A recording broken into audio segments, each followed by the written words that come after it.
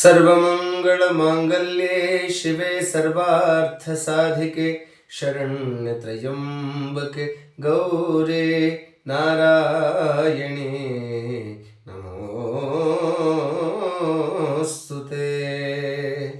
KS ಗಾನ ಮಂದಿರ YouTube ವೀಕ್ಷಕರಿಗೆಲ್ಲರಿಗೂ ಸ್ವಾಗತ ಸುಸ್ವಾಗತ. ನಾನು ನಿಮ್ಮ ಪ್ರೀತಿಯ ಅಧ್ಯಾತ್ಮ ಪ್ರವಚನಕಾರ ಹಾಗೂ ಚಲನಚಿತ್ರ ಸಾಹಿತಿ ಶರಣ್ ಕುಮಾರ್ ಗಜೇಂದ್ರಗಢ. ಸ್ನೇಹಿತರೆ, ನಾನು ನಿಮಗೊಂದು ಇವತ್ತು ಅದ್ಭುತವಾಗಿರುವಂತಹ ಮಂತ್ರವನ್ನ ಹೇಳಲಿಕ್ಕೆ ಬಂದಿದ್ದೇನೆ. ಆ ಮಂತ್ರ ಯಾವುದು ಅಂತಂದ್ರೆ ಗಾಯತ್ರಿ ಮಂತ್ರ. ಆ ಗಾಯತ್ರಿ ಮಂತ್ರವನ್ನ ಹೇಗೆ ಜಪ ಮಾಡಬೇಕು, ಹೇಗೆ ಅದನ್ನ ಉಚ್ಚಾರ ಮಾಡಬೇಕು, ಸರಿಯಾಗಿ ಉಚ್ಚಾರಣೆಯನ್ನು ಮಾಡಬೇಕು, ಅದರ ಉಚ್ಚಾರಣೆಯನ್ನು ಮೊದಲು ಕಲ್ಕೊಳ್ಳೋಣ. ಆಮೇಲೆ ಅದರಿಂದ ಆಗುವಂತಹ ಲಾಭ ಏನು ಅನ್ನುವಂಥದ್ದನ್ನು ನಾನು ಹೇಳ್ತೇನೆ. ಮುಂದಿನ ವಿಡಿಯೋದಲ್ಲಿ ಅದರ ಲಾಭವನ್ನು ನೋಡೋಣ ಅನ್ನುವಂಥ ಮಂತ್ರ ಹೇಳ್ತಾ, ಹಾಗಾದ್ರೆ ಬನ್ನಿ ಈಗ ಆ ಮಂತ್ರ ಹೇಗಿದೆ ಅನ್ನೋದನ್ನು ನೋಡೋಣ. ಓಂ ಭೂರ್ಭುವಸ್ವಃ ತತ್ಸವಿತುರ್ವರೆಣ್ಯಂ ಭರ್ಗೋ ದೇವಸ್ಯ ಧೀಮಹಿ ಧಿಯೋ ಯೋ ನಃ ಪ್ರಚೋದಯಾತ್. ಓಂ ಭೂರ್ಭುವಸ್ವಃ ತತ್ಸವಿತುರ್ವರೆಣ್ಯಂ ಭರ್ಗೋ ದೇವಸ್ಯ ಧೀಮಹಿ ಧಿಯೋ ಯೋ ನಃ ಪ್ರಚೋದಯಾತ್. ಓಂ ಭೂರ್ಭುವಸ್ವಃ ತತ್ಸವಿತುರ್ವರೆಣ್ಯಂ ಭರ್ಗೋ ದೇವಸ್ಯ ಧೀಮಹಿ ಧಿಯೋ ಯೋ ನಃ ಪ್ರಚೋದಯಾತ್. ಓಂ ಭೂರ್ಭುವಸ್ವಃ ತತ್ಸವಿತುರ್ವರೆಣ್ಯಂ ಭರ್ಗೋ ದೇವಸ್ಯ ಧೀಮಹಿ ಧಿಯೋ ಯೋ ನಃ ಪ್ರಚೋದಯಾತ್.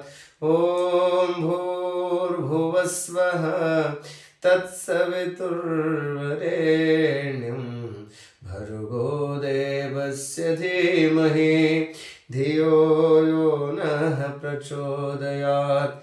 ಓಂ ಭೂರ್ಭುವಸ್ವಃ ತತ್ಸವಿತುರ್ವರೆಣ್ಯಂ ಭರ್ಗೋ ದೇವಸ್ಯ ಧೀಮಹಿ ಧಿಯೋ ಯೋ ನಃ ಪ್ರಚೋದಯಾತ್.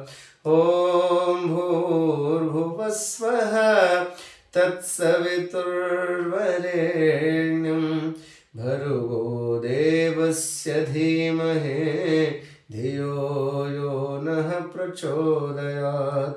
ಓಂ ಭೂರ್ಭುವಸ್ವಃ ತತ್ಸವಿತುರ್ವರೆಣ್ಯಂ ಭರ್ಗೋ ದೇವಸ್ಯ ಧೀಮಹಿ ಧಿಯೋ ಯೋ ನಃ ಪ್ರಚೋದಯಾತ್. ಓಂ ಭೂರ್ಭುವಸ್ವಃ ತತ್ಸವಿತುರ್ವರೆಣ್ಯಂ ಭರ್ಗೋ ದೇವಸ್ಯ ಧೀಮಹಿ ಧಿಯೋ ಯೋ ನಃ ಪ್ರಚೋದಯಾತ್. ಓಂ ಭೂರ್ಭುವಸ್ವಃ ತತ್ಸವಿತುರ್ವರೆಣ್ಯಂ ಭರ್ಗೋ ದೇವಸ್ಯ ಧೀಮಹಿ ಧಿಯೋ ಯೋ ನಃ ಪ್ರಚೋದಯಾತ್. ಓಂ ಭೂರ್ಭುವಸ್ವಃ ತತ್ಸವಿತುರ್ವರೆಣ್ಯಂ ಭರ್ಗೋ ದೇವಸ್ಯ ಧೀಮಹಿ ಧಿಯೋ ಯೋ ನಃ ಪ್ರಚೋದಯಾತ್. ಓಂ ಭೂರ್ಭುವಸ್ವಃ ತತ್ಸವಿತುರ್ವರೆಣ್ಯಂ ಭರ್ಗೋ ದೇವಸ್ಯ ಧೀಮಹಿ ಧಿಯೋ ಯೋ ನಃ ಪ್ರಚೋದಯಾತ್. ಓಂ ಭೂರ್ಭುವಸ್ವಃ ತತ್ಸವಿತುರ್ವರೆಣ್ಯಂ ಭರ್ಗೋ ದೇವಸ್ಯ ಧೀಮಹಿ ಧಿಯೋ ಯೋ ನಃ ಪ್ರಚೋದಯಾತ್. ಓಂ ಭೂರ್ಭುವಸ್ವಃ ತತ್ಸವಿತುರ್ವರೆಣ್ಯಂ ಭರ್ಗೋ ದೇವಸ್ಯ ಧೀಮಹಿ ಧಿಯೋ ಯೋ ನಃ ಪ್ರಚೋದಯಾತ್. ಓಂ ಭೂರ್ಭುವಸ್ವಃ ತತ್ಸವಿತುರ್ವರೆಣ್ಯಂ ಭರ್ಗೋ ದೇವಸ್ಯ ಧೀಮಹಿ धीमहि धियो यो नः प्रचोदयात् ॐ भूर्भुवस्वः तत्सवितुर्वरेण्यं भर्गो देवस्य धीमहि धियो यो नः प्रचोदयात् ॐ भूर्भुवस्वः तत्सवितुर्वरेण्यं भर्गो देवस्य धीमहि धियो यो नः प्रचोदयात् ॐ भूर्भुवस्वः तत्सवितुर्वरेण्यं भर्गो देवस्य धीमहि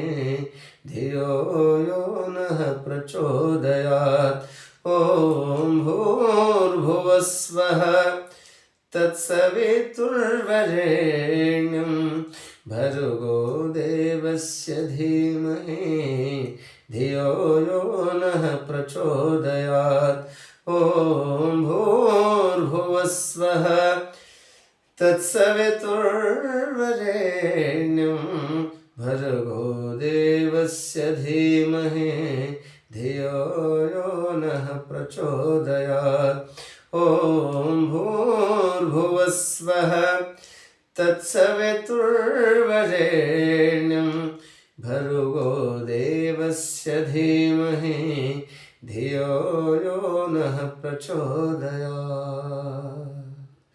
ವೀಕ್ಷಕ ಎಲ್ಲ ಬಾಂಧವರೇ, ಈ ಗಾಯತ್ರಿ ಮಂತ್ರವನ್ನು ನಾವು ಶ್ರದ್ಧಾ ಭಕ್ತಿಯಿಂದ ಪ್ರತಿನಿತ್ಯವೂ ಆದಷ್ಟು 11 ಬಾರಿ ಅಥವಾ 21 ಬಾರಿ ಅಥವಾ 48 ಬಾರಿ ಅಥವಾ 108 ಸಾರಿ ಇದನ್ನು ಈ ರೀತಿಯಾಗಿ ಹೇಳ್ತಾ ಬಂದರೆ ಬಹಳಷ್ಟು ಉಪಯೋಗವಾಗ್ತದೆ, ಬಹಳಷ್ಟು ಲಾಭ ಸಿಗ್ತದೆ.